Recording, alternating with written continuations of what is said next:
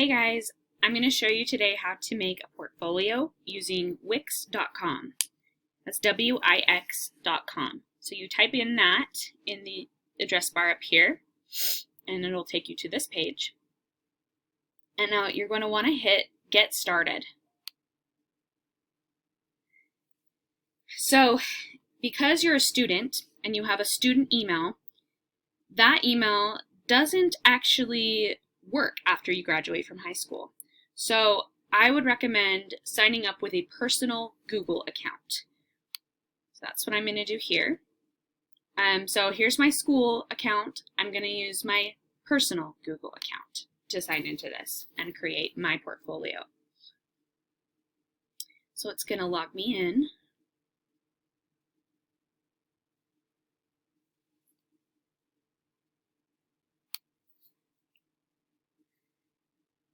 And it's going to take you to this page. So you can either have the website created for you automatically, or you can edit templates yourself.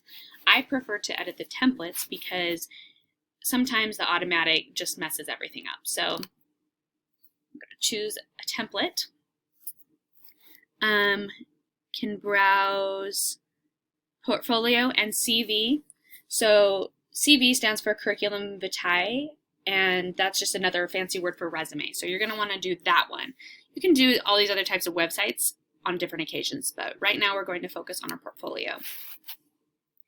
So if you want to have it as your resume, there's lots of different types. You can look through all of them, but these are going to have probably the sections that are the most relevant for you. This one's kind of cool.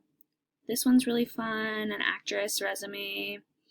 That's Robert Caro, apparently. So there's lots of different things, and if you are looking at one that you like, just know that the colors are editable, and as well as all the text and fonts and everything. It's just going to give you the basic layout. So we're going to go back to this one page. I'm going to pick this one.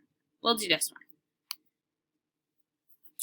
And all you have to do is sign into it.